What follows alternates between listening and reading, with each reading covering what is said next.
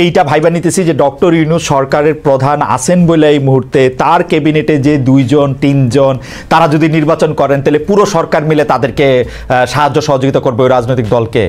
আমরা কি ভারতে উদাহরণ এতদিন পর্যন্ত দেই নাই? আমরা কি একটু আস্থা ডক্টর ইউনূসের উপরে রাখতে পারবো না যে উনি সরকারে থাকলেও সরকারের মধ্যে থেকে ক্যাবিনেটের 2-3 জন গিয়া ইলেকশন করলে উনি পুরো ইলেকশন প্রভাবিত হইতে দিবে, বা এই নির্বাচন কমিশন এই আস্থা আমাদের ডক্টর ইউনূসের উপর? মির্জা ফখরুল ইসলামকে এই আস্থা রাখলেন মির্জা ফখরুল ইসলামকে? জি, মির্জা ফখরুল ইসলাম আলমগীর কথা বাদ দেন, আমি আমার কথা বলি। শুনেন, ডক্টর ইউনূসকে আপনি কিভাবে বিচার করেন? ডক্টর ইউনূসকে এই দেশের মানুষ 8 তারিখের আগে পর্যন্ত যেভাবে দেখেছেন আর আজকে যেভাবে দেখছেন, আপনি দুটার মধ্যে মিল পেতে পারেন, আমি পাই না। 8 তারিখের আগে ডক্টর ইউনূস ছিল সারা দেশের মানুষের কাছে একটা আস্থার প্রতীক, উনি আমাদের অনেক কিছু করে দিবেন। আজকে তাই মনে করেন আপনি? নো, বাংলাদেশের বাস্তবতা সেটা বলে না। কামাল ভাই, আমি আপনার কাছে একটু জানতে চাই, আপনি যে বললেন ডক্টর ইউনূসকে সারা দেশের আস্থার প্রতীক মনে করেছেন, বাংলাদেশের মানুষ কোনোদিন কাউরে আস্থার প্রতীক মনে করে? যখনই তাকে যেই কাজটা দিতে চায় তখনই তো আমরা তার সমালোচনা করতে থাকি। যেই মুহূর্তে আমরা যে জীবনে গাড়ি চালায় নাই সে ড্রাইভারে কইতে থাকে এমনি চালান অমনে চালান। আমি বলতে চাই না। জি বলেন। বাংলাদেশের মানুষ সবচেয়ে দ্রুত মানুষকে আস্থার প্রতীক মনে করে, সবচেয়ে দ্রুত। আর বাংলাদেশের মানুষ সবচেয়ে দ্রুত মানুষকে ওই জায়গা থেকে সরাই আনে। আমি এক্সাম্পল দিয়ে বলি আপনাকে, তাহলে বুঝবেন। একটা প্রবাদ আছে গ্রামে, বুঝছেন? সেই প্রবাদটা হলো, সেই মানুষটা তত বেশি ভালো যেই মানুষ সম্পর্কে আপনি যত কম জানেন। ট্রু।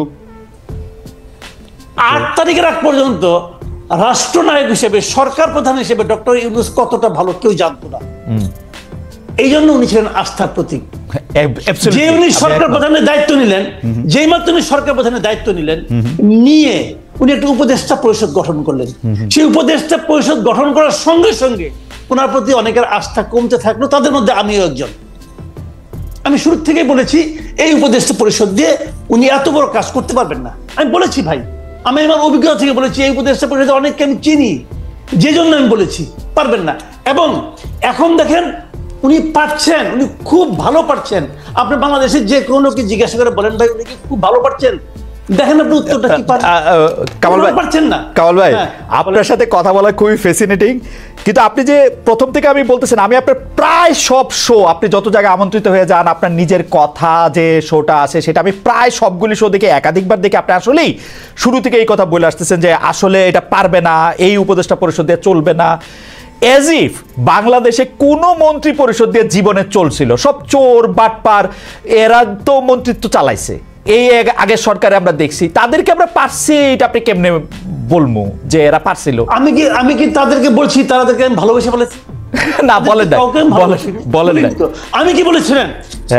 5ই আগস্টে যে ঘটনাটা ঘটেছে এই দেশে, এটা এই দেশের জন্য একটা অভূতপূর্ব ঘটনা।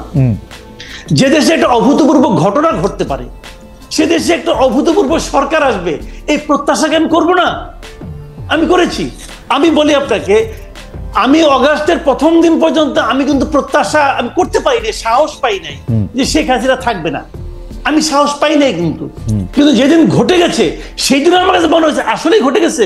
খেয়াল করেন কিন্তু, তাহলে আমার প্রত্যাশার বাইরে একটা ঘটনা ঘটেছে। তখন তো আমি ভাবতেই পারি যে যাদের কারণে, যাদের মাধ্যমে এত বড় একটা ঘটনা ঘটতে পারলো, তাদের অংশগ্রহণে, তাদের সাপোর্টে আমরা একটা অভূতপূর্ব সরকার পাবো। এই প্রত্যাশা আমি করবো না? অবশ্যই আমি প্রত্যাশা করেছি। আমি কিন্তু আগের সরকারের সঙ্গে তো তুলনাই করতে চাই না। অবশ্যই তুলনা করলে আমাদের এখানে অনেক সৎ লোক আছে, এতে কোনো সন্দেহ নাই। সততা নিয়ে তুলনা আমি করতেই পারবো না। কিন্তু আমার কথাটা হলো কি, যে এই সরকারের কাছে আমরা কি চেয়েছি? আমরা চেয়েছি 2টা জিনিস, সিম্পল 2টা জিনিস। 2টা কি? 1 নম্বর চেয়েছি তারা একটা অসাধারণ নির্বাচন দেবে, যে নির্বাচনে প্রত্যেকটা মানুষের ভোটাধিকার গণনা করা হবে। 2 নম্বর চেয়েছি এই নির্বাচনের আগে ওনারা কিছু সংস্কার কর্ম করবে, যে সংস্কার কাজগুলো আরেকজন ফ্যাসিবাদ তৈরি হওয়ার থেকে আমাদেরকে রক্ষা করবে।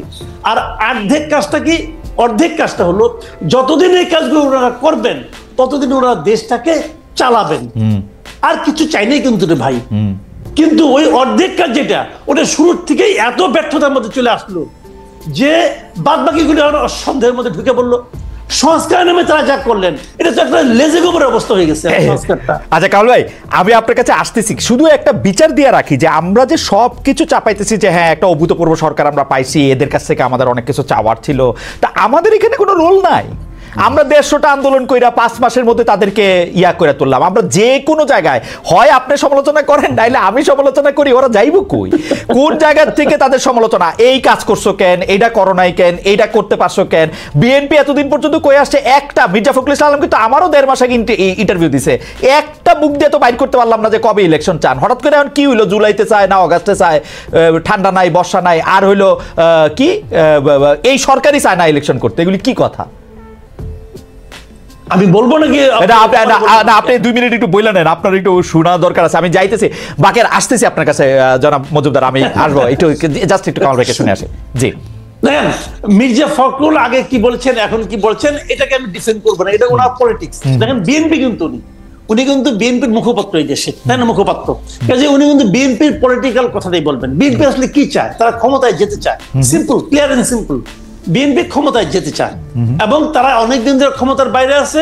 তারা মুখে বলে আমরা ক্ষমতার মাধ্যমে দেশকে একটা অসাধারণ দেশ দিব, কি দিবে আল্লাহ মালুম আর ওনারা মালুম, আমি বলতে পারবো না, সেটা এক জিনিস। কিন্তু ওনাদের তো এটা পলিটিক্স, উনি তো ওই কথাটাই বলবেন। ওনার কথা একটা। সমালোচনা যেটা আমরা করি, সমালোচনাটা আমরা কেন করি বলেন তো? আমি কি ইউনূস সাহেবকে নামাই যাওয়ার জন্য সমালোচনা করছি?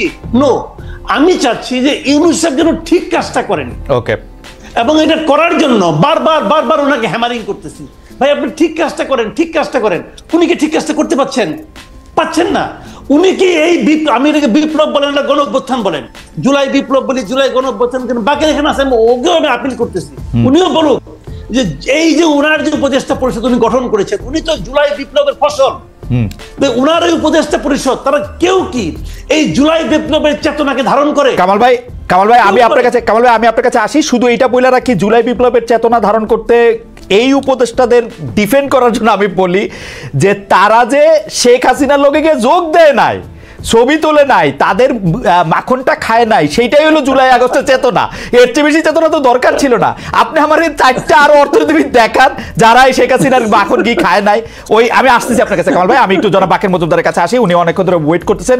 জনাব বাকের মজুমদার, এই প্রসঙ্গেই আপনার একটু আমি জানতে চাইবো যে বিএনপি মহাসচিবের বিবিসি বাংলায় দেওয়া সাক্ষাৎকার আমি কালকে যখন দেওয়া হয়েছে তখনই আমি সঙ্গে সঙ্গে পড়ছি, কিন্তু আজকে যখন আমি জনাব নাহিদ ইসলাম উপদেষ্টাদের একজন এবং সমন্বয়কদের আরেকজন আপনাদের জনাব হাসনাদের প্রতিক্রিয়া পড়লাম, তখন আমার কাছে মনে হয়েছে বিএনপি ঠিকই বলছে।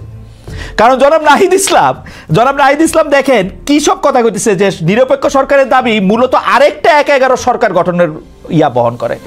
1-11 সরকারের ওয়ার্স্ট ভিকটিম হচ্ছে বিএনপি কেন একটা 1-11 সরকার করতে চাইবে? ওইটার মধ্যে এইটা আছে, বিএনপি আওয়ামী লীগের সাথে একটা আতাত করতে চায়। বিএনপির নেতৃত্ব সম্পর্কে আওয়ামী লীগের এই পালিয়ে যাওয়া প্রধানমন্ত্রী যে এইসব কথাবার্তা বলছে, এটা পাগলেও বিশ্বাস করবে বিএনপি আওয়ামী লীগের সাথে একমত হতে চায়। এইটা কি এইরকম আপনারও মনে হয় কিনা জনাব মজুমদার, যে আপনারা বেশি দিন আর কিছুদিন সরকারে থাকতে চান, সরকারে থাকার মজাটা আপনারা পাইছেন, এইটা আপনাদের মনে হয় কিনা জনাব মজুমদার? ধন্যবাদ খালেদ ভাই আপনাকে। কিন্তু আমি নাহিদ ভাই যে বক্তব্য দিয়েছে, যে স্ট্রেস দিয়েছে, এবং হ্যাঁ আমি সেটি ভালোভাবে পড়েছি। তো নাহিদ ভাই মূলত যে মেসেজটি দেওয়ার চেষ্টা করেছে, আমার কাছে মনে হয় যে আপনি বা এখানে ভুলভাবে অনেকটা ব্যাখ্যা হয়েছে। যেমন নিরপেক্ষ সরকারের কথাটা আসছে, বা এখানে উনি কিন্তু যেই ব্যাকগ্রাউন্ডটা টানছে সেই ব্যাকগ্রাউন্ডটা আমার মনে হয় যে একটু উল্লেখ করা উচিত ছিল। 5ই আগস্টে কি হয়েছে এটা দিয়ে কিন্তু নাহিদ ভাই তার স্ট্রেসটা শুরু করেছিল। তো এখানে মূলত 5ই আগস্ট বা তার পরবর্তী সময়ে এখানে আমাদের সাথে একদম 8ই আগস্ট পর্যন্ত কি কি হয়েছে তার একটা কিন্তু হিন্টস কিন্তু নাহিদ ভাই দিয়েছে সেখানে। তো এখানে 5ই আগস্টে যেমন নাহিদ ভাই গল্পটা বলেছে, আপনার জুলাইয়ের অনেক গল্প আছে যেগুলো আসলে আমরা জাতীয় ঐক্যের স্বার্থে, ভাই কিন্তু জাতীয় ঐক্যের কথা বারবার সেখানে উল্লেখ করেছিল, আপনি হয়তো পড়ছেন। জাতীয় ঐক্যের স্বার্থে আমরা অনেক কথা কিন্তু এখনো বলি নাই, বা এখানে রাজনৈতিক বিভাজনের যে রাজনীতি সেটা কিন্তু আমরা চাই নাই। তো সবকিছু মিলে কিন্তু আমরা জাতীয় ঐক্যের স্বার্থে আমরা অনেক কিছু মুখ চেপেছিলাম, মুখ বুঝেছিলাম। কিন্তু যখন আসলে এরকম মন্তব্য করেন বিএনপির একজন মুখপাত্র হিসেবে মির্জা ফখরুল ইসলাম আলমগীর, তখন আসলে এটা আমাদের জন্য আসলে এভাবে মুখ চেপে থাকা একটু কষ্টসাধ্য। নাহিদ ভাই মূলত এখানে আগস্টের মেসেজটা দেওয়ার চেষ্টা করেছেন, এবং একই সাথে ছাত্ররা কিন্তু এখানে নিজে গিয়ে কিন্তু এই সরকারে গিয়ে বসে যায়নি।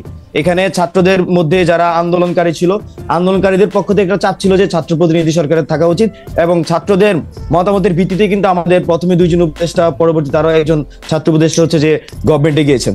তো আমি যে জিনিসটা আরো স্ট্রংলি বলতে চাচ্ছি সেটা হচ্ছে যে এই জুলাই অভ্যুত্থানে যখন আমরা আন্দোলন শুরু করেছিলাম, আপনার প্রথমে কোটা বৈষম্য নিরসন আন্দোলন শুরু করেছিলাম, সেখানে বিভিন্ন রাজনৈতিক অংশীজনের বিভিন্ন ধরনের মতামত ছিল। অনেকে আমাদেরকে আমরা ভারত এন্টি ইন্ডিয়ান যে মুভমেন্টটা চলছিল সেটাকে ধামাচাপা দেওয়ার জন্য আমরা সরকারের সাথে আতাত করে মুভমেন্ট করেছি, এরকম মন্তব্য করেছেন। ইন্টারনালি আমাদেরকে অনেক ফ্যাসিবাদ বিরোধী শক্তির অনেক অংশ কিন্তু আমাদের সেই সময় সেই বিশ্বাসটা আমরা কিন্তু পাইনি। তো আবার একই সাথে এখানে 18ই জুলাইয়ের কথা যদি বলি, 18 জুলাই কিন্তু এখানে বড় বড় রাজনৈতিক স্টেক হোল্ডার অনেকেই আমাদের সাথে আসলে এই ছাত্রদের সাথে যখন গুলি চলছিল, 16 তারিখে গুলি চলছে, আবু সাইদ শহীদ হয়েছে, তারপরে একে একে শহীদ হচ্ছে, 17 তারিখ শহীদ হচ্ছে, 18 তারিখ শহীদ হচ্ছে। 18 তারিখে আমরা বড় রাজনৈতিক স্টেক হোল্ডার গুলোর থেকে সেই সাপোর্টটা পাইনি, সেটা একদম কিন্তু সাধারণ ছাত্ররাই কিন্তু মাঠে জীবন দিচ্ছিল এবং লড়াই করে যাচ্ছিল।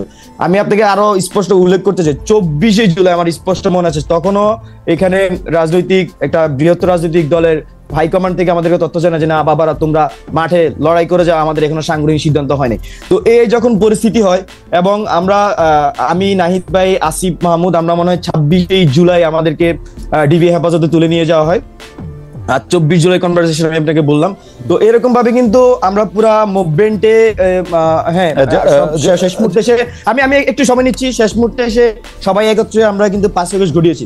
কিন্তু বাস্তবতা হচ্ছে আসলে বাংলাদেশের মানুষ যে ভোগান্তিটা ভুগেছে বিগত 15-16 বছর ধরে, সেখানে কিন্তু বিএনপি বৃহত্তর রাজনৈতিক দল হিসেবে বা বৃহত্তর বিরোধী রাজনৈতিক দল হিসেবে, শক্তি হিসেবে তাদের কিন্তু অনেক ধরনের নানা ধরনের ভূমিকা আমাদের কাছে মনে হয়েছিল যে পালন করার সুযোগ ছিল। কিন্তু আমরা জুলাইয়ে এসে কিন্তু এই বাস্তবতা দেখেছি আসলে কেন আসলে এই আগের আন্দোলনগুলো ফসল পাচ্ছিল না। তো এখানে আসলে নেতৃত্বের বিষয়টা থাকে। যেমন আবার একই সাথে আমি 5 আগস্টে যে জিনিসটা ঘটেছে, ছাত্রদের সাথে প্রতারণার ঘটনা, আমরা মনে করছি এটা প্রতারণার মধ্যে ঘটেছে। যখন আমাদের উপর গুলি চলছিল তখন পুলিশ গুলি থামায়নি। আমরা শাহবাগে আমার স্পষ্ট মনে হচ্ছে শাহবাগ থেকে আমরা সংসদ ভবনের দিকে মুভ করতেছিলাম, তখন আমাদের কাছে তথ্য এসেছে যে রাজনৈতিক অংশীজন গুলার বড় বড় দলগুলোর একটা বড় অংশ হচ্ছে ক্যান্টনমেন্টে গিয়ে সেখানে ক্ষমতা ভাগাভাগির দর কষাকষির আলাপ চলছিল। তো সবকিছু মিলে ছাত্রদেরকে তখন মাইনাস করার চেষ্টা করা হচ্ছিল। এখনো কিন্তু ছাত্রদেরকে কিন্তু আমরা মনে করছি যে বিভিন্ন ভাবে অসহযোগিতার মধ্যে দিয়ে বিভিন্ন জন, আমরা সবার কথা বলবো না, একটা বড় অংশ ছাত্রদের বিরুদ্ধে এই ষড়যন্ত্র করে যাচ্ছে।